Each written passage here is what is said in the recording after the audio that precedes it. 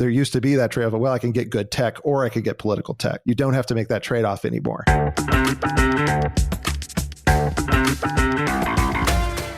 I'm Eric Wilson, managing partner of Startup Caucus, an investment fund and incubator for Republican campaign technology.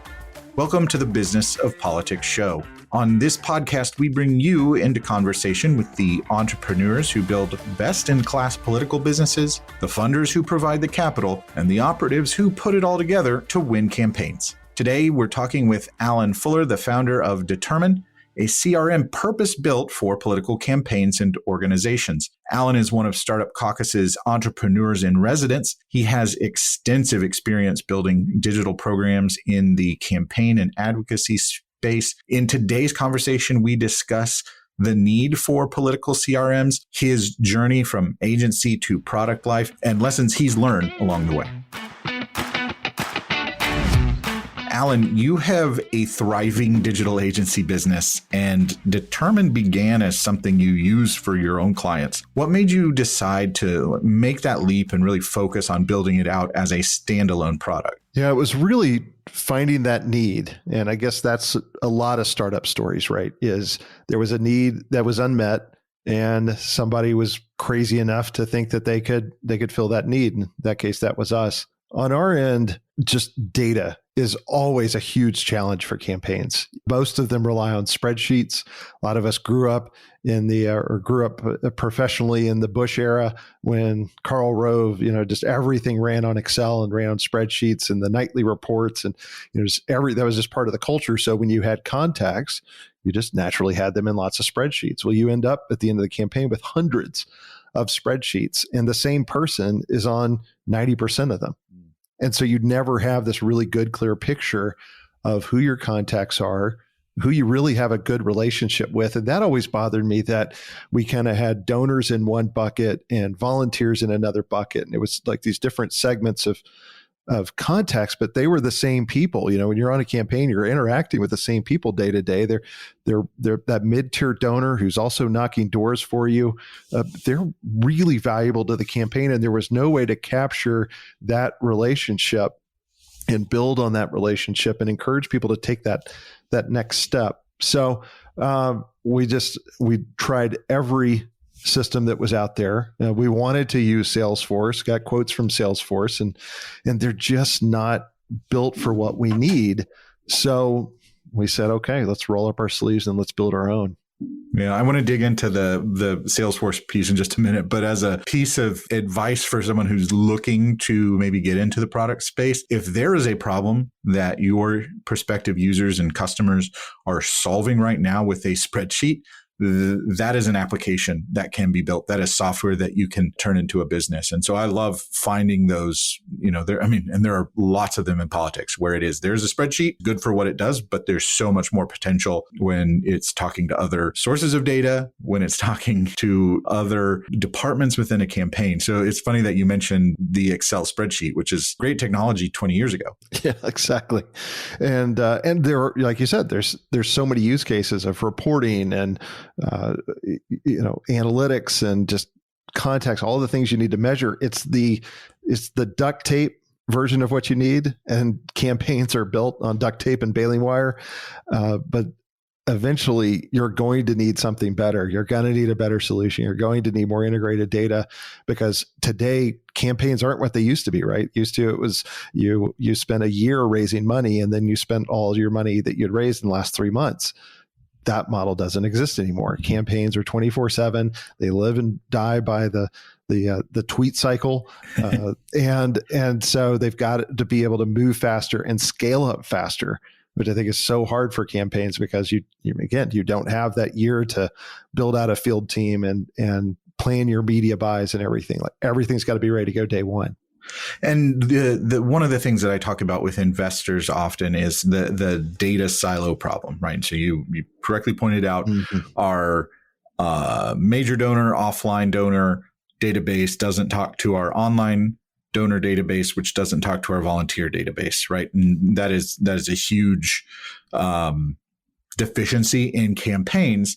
And so anyone who has worked in a business knows that there are lots of CRMs, which we should probably just say that is a customer relationship manager. But the idea is that it is a software that becomes the single source of truth for contacts within an organization, and that different teams, departments, and individuals within a company are able to see details about contacts, and you're able to track them. I mean, I use it for, my own business and for running Startup Caucus. Explain for our listeners, Alan, why an off-the-shelf product like a Salesforce doesn't necessarily translate for campaigns. Yeah, that's a great question.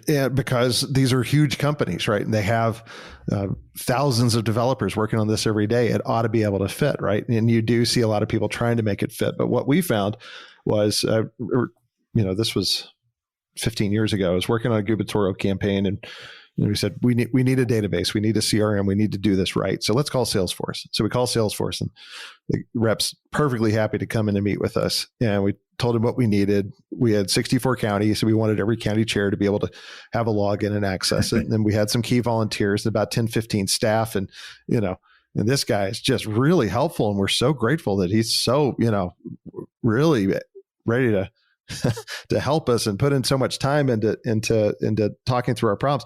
Well, obviously, come to find out, Salesforce has a setup where you pay per user license. So as we kept adding up volunteers and county chairs and staff and everything, he was, getting ready to buy a vacation home. So once he sent us the proposal, obviously we said, this is never going to work. This does not fit with a campaign budget. And then, then you have to hire an integrator. An integrator will come out and build it out. And obviously for some organizations that have complex fundraising programs and lots of different contacts and in different context, a program like Salesforce could be helpful. But for a campaign that's like, we've got to get everything moving quickly and get it integrated and go, a platform like that is just very, very difficult. So it's not designed for the scale of data and the scale of users that campaigns require. And so that's where we find a lot of those programs fall short. We, again, wanted to use them, wanted to look at them. Campaigns have, two groups of users. It's almost, if you did a chart of age, you would have this really high concentration on both ends. It's almost like a U, where you have one end of really young staffers and volunteers, and then folks who are much older.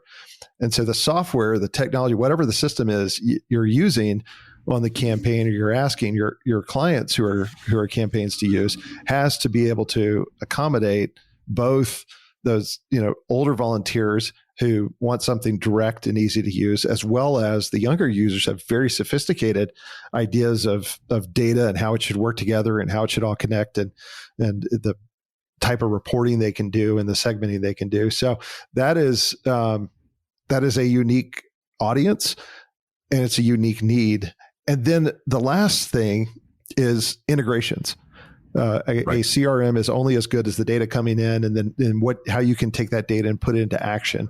And in politics, we have systems like WinRed. We have systems like Anodot and compliance tools, and texting is probably more prevalent than another. So there is now, and in no small part thanks to Startup Caucus pushing and advocating and helping to grow these companies and this ecosystem of center-right tech, there are more companies that are in this, political tech space. Well, now we need to get all of those to talk to each other. And that's nowhere on a roadmap for a Salesforce, a Pipedrive, something like that. So, right. And I think if I break down the challenges for traditional CRMs in a campaign context, one, we have a lot of users. And so the business model of price per seat gets really expensive really quickly.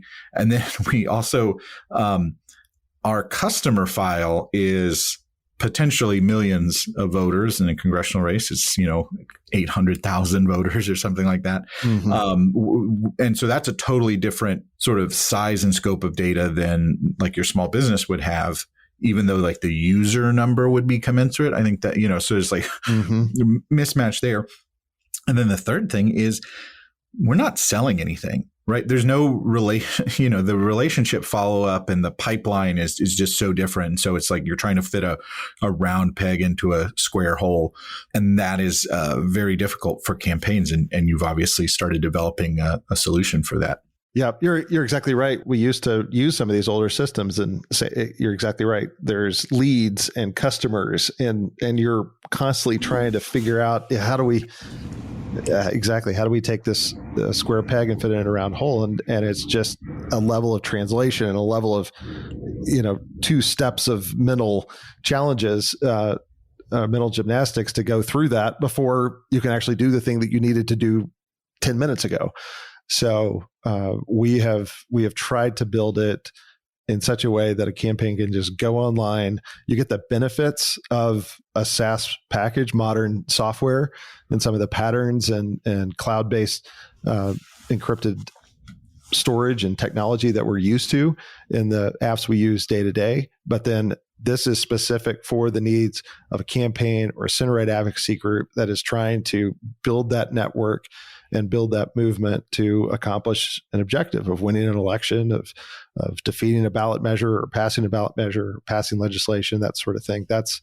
You're exactly right. It's a different workflow, and you could try to get that to work, or you can get a system that is tailor-made for that need. And that's the beautiful thing about where we're at today is there's so many companies. I remember one of the first campaigns I worked on, we had very good friends at Aristotle and admire the work they do. But 15 years ago, if you wanted to install Campaign Manager 5 from Aristotle on a workstation, that was a 2-hour endeavor.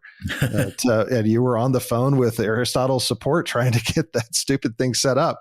And, now obviously everything's advanced. And there's more options and there's more systems like that out there, but the standard is higher, and the tools we have available are more complex and more user friendly. It's no longer the trade-off. There used to be that trade-off of, well, I can get good tech or I could get political tech. You don't have to make that trade-off anymore. Today, you can get good, tailor-made, mission-specific political tech.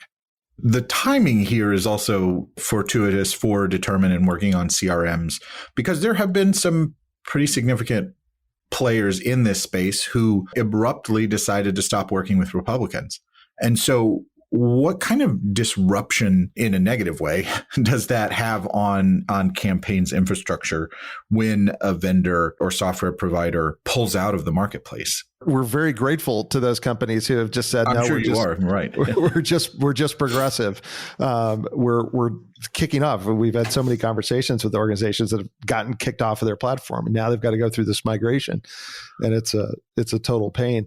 But it happens not just with CRMs, but email platforms. And a lot of campaigns find that as well, where they're emailing, and then one day, thunk, they can't because they just hit some threshold. And now Constant Contact or MailChimp or whatever is their automated lock is in place, and they have to go through an account review, and you've got a press release to send out. That lockout can happen in a lot of different contexts. When it does, if you are cut off from your data, you can't breathe. You're cut off from your ability to breathe, because that data is your lifeblood. That data is people who have taken the time to sign up on your website and say, I want to help, or I want to donate, I want to get involved. That's not a idle conversation. That's not something you can go back and revisit in a few weeks. Like, that conversation needs to happen now. And if you're in a situation where a provider has cut you off from that data and the ability to move forward with your data. So there is that operational challenge immediately of, well, we still have objectives and we still have this flow that we need to manage and this audience we need to grow. The other challenge is trust. Okay, so now and this is where I think everybody's going to struggle, regardless of where you are as a product. Facebook struggles with trust. Google struggles with trust. So it's not, unique to startups or unique to political startups. But if an organization has put their faith and trust in what they view as an essential part of their infrastructure, their CRM, and now that CRM has said, no, we don't want you, take your data and go, how are they going to feel about the next company they're going to talk to?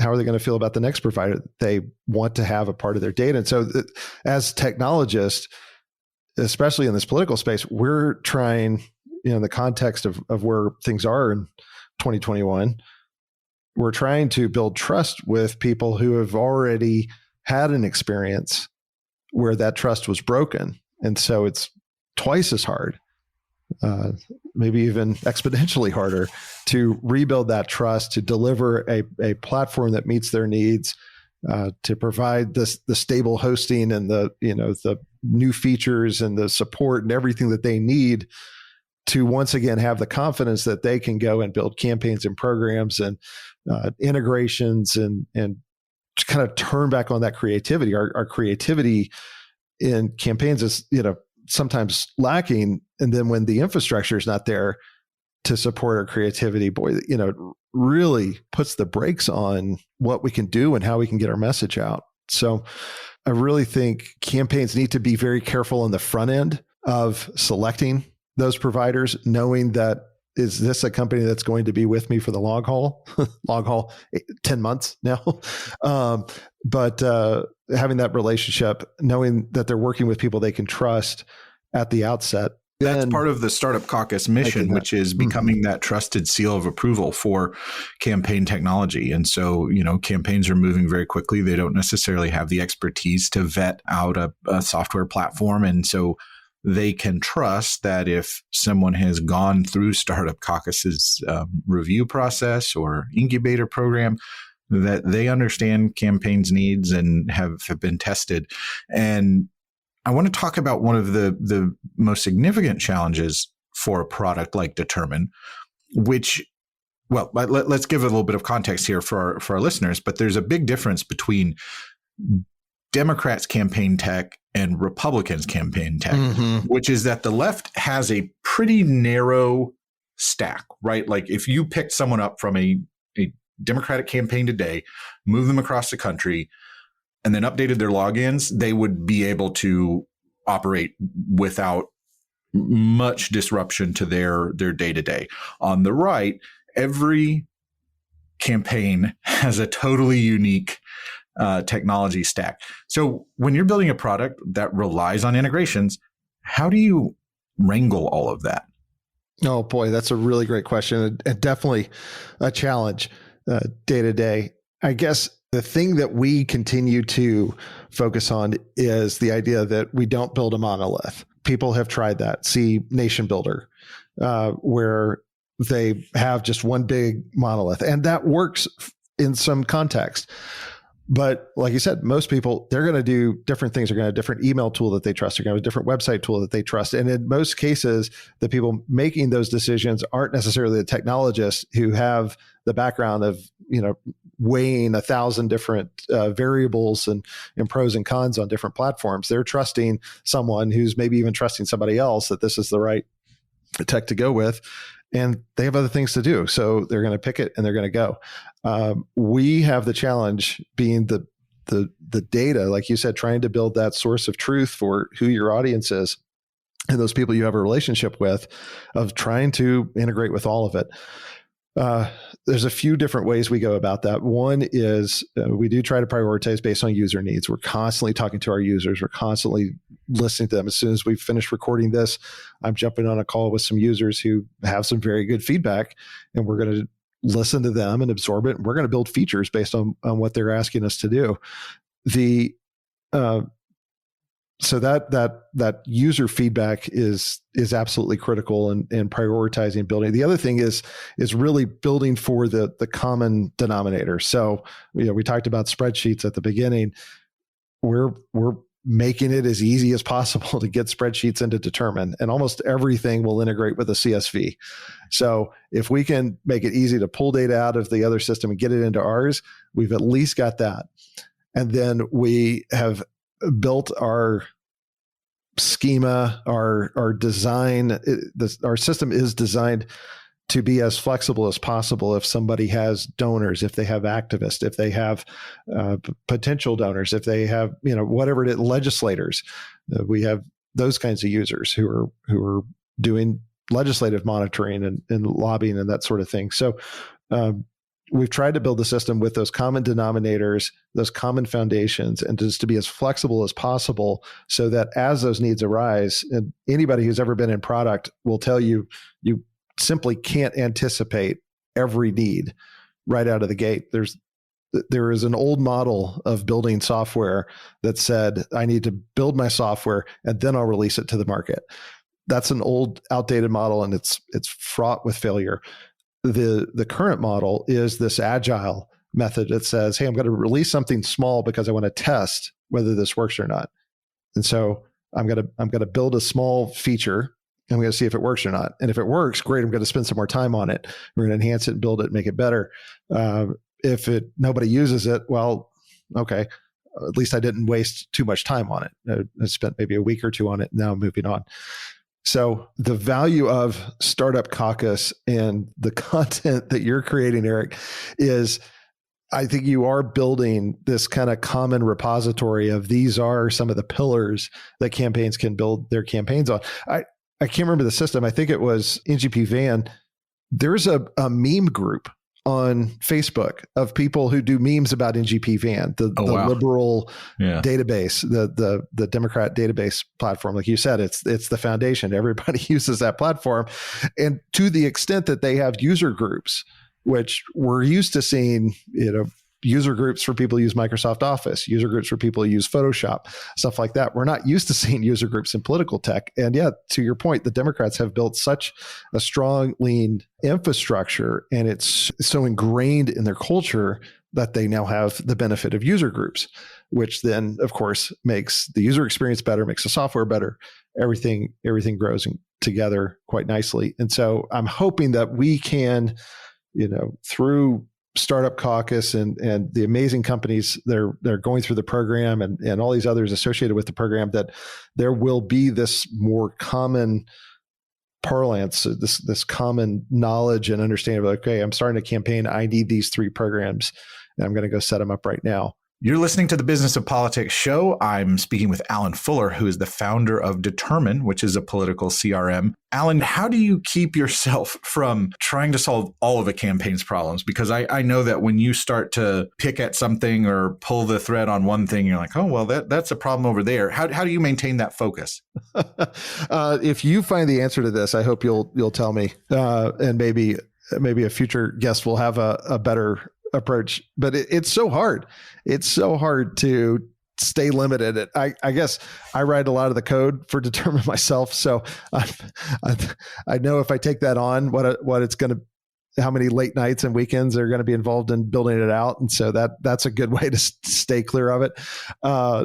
But it's, I guess there's 2 things. One is actually that delivery. Can we be the best in the world at it?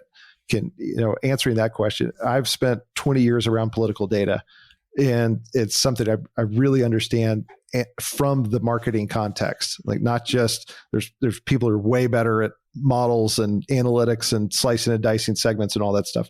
But, can we leverage the data we have to build relationships with voters? That's something I'm very, very passionate about. And so that's the problem I really want to solve. Can we get all our data in one place so that we can communicate with these voters and persuade them and turn them out and get them to donate and knock on doors? Just, can we communicate with them, build that relationship and go? So that, having the knowing your why is really important, and understanding that problem you're trying to solve. There is an ecosystem. You can't solve all the problems, but there are other people out there who are solving other problems. And this is the way modern technology works. Can we work together on different programs as people are doing different things? There's kind of this mentality sometimes, especially in politics, that, we kind of have a wall around our stuff and we can't collaborate because that's our stuff and our client. And I feel like at some point culturally, we've got to break those walls down and say, look, we've got to work together. Right. We can't each reinvent the wheel 60 times over. So is there a chance that we could all lean on each other's strengths and integrate and build an ecosystem? And now we've got something really powerful and it's organic, and there's a lot of people working on solving related problems. We can work together, and then we can push forward and we can really change things.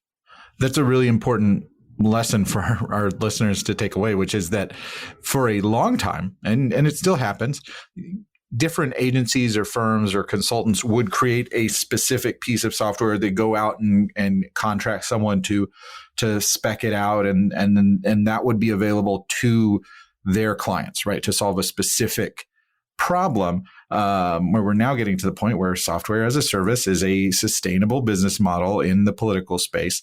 And so, Alan, what has been the most challenging part of making that shift from an agency to now building a product?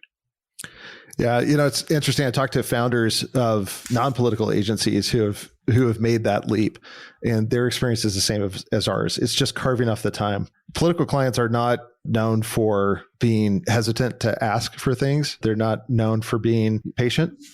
And so in the midst of trying to serve campaigns, trying to serve causes, trying to move the ball, trying to keep up with the news cycle for your clients, somehow you have to find the way to carve off the time to prioritize. This is something we are going to do that is different than what we're doing today. And we're going to intentionally make that pivot. I'm very fortunate. We've got a great team at our company that knows that, and they embrace that, and they support that mission and that approach. That this is building Determine is not something we need as a company. It's something we need as a cause, as a movement. And so we're dedicated to building that to move that ball forward. So it's something we've really had to carve off the time for. We've really had to prioritize. It is not easy to do. If you are an agency today looking to build a product, you really have to take a hard look at your processes. You really have to look at how you're serving clients, how you're using your day. Do you have an ideal week? Like what if you were able to carve off some specific times? Can you block that off on your calendar? So the next time somebody says, hey, we've got to call at 7:30 in the morning, and say, I'm sorry, I've already got something booked. They don't need to know that the time you've got booked is your own time to work on that product, to work on that initiative. But if you actually schedule it out, you've got a better chance of being able to make progress. Yeah. And that's the only way. Well, that's one of the really important reasons that we need to build capital markets and have investors, so that companies can have runway to be able to build products, and they don't have to be sort of hand to mouth, right? Because that's sort of the expectation right now is, you have to build a company and then a product. Right. And so with Startup Caucus, we're trying to get an infusion of capital into the space so people can have the runway where they don't necessarily have to balance that. But that is helpful for those who aren't quite there yet. And so I want to get some more advice from you, Alan, for potential entrepreneurs or startup founders who are out there. What is a gap that you see in the Republican campaign tech space that would be a good product that you just aren't able to work on right now? There's a lot. So if somebody's a potential entrepreneur in GOP tech space, you've got a lot of options in front of you. The one that comes to mind immediately is email infrastructure. We struggle always. Let's take some of the current issues around ideology and technology and different big tech blocking or shutting down certain accounts. Just operationally, campaigns have struggled forever with being able to get their emails out, being able to pick a system and use that reliably throughout the campaign. Now, part of that is education, right? Like part of that is people are like, oh, I got this list from somebody who ran 10 years ago. I'll email all 100,000 people. It'll be great. And people need the education to understand that. And that's bad, just to be clear. That's a bad idea. Right. Yeah, exactly. That's not a good day.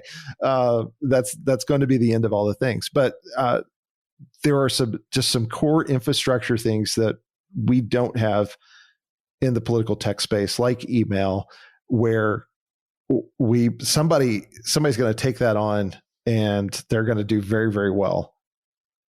Well, with that, I want to just say thank you, Alan, for joining us today. Listeners can go to the show notes where I've got a link to Determine, where you can try out the product for free. Alan offers a free trial. No, he'd also be eager to give you a demo. So go learn more about Determine at their website. And I want to thank you for listening to this episode of the Business of Politics show. If it made you smarter, if it made you think about something, if it made you decide that you need to have a CRM for your campaign, I would ask that you would leave us a rating and a review on Apple Podcasts, because that is the number one way that we reach new people and hopefully bring new entrepreneurs into the political space. And with that, we'll see you next time.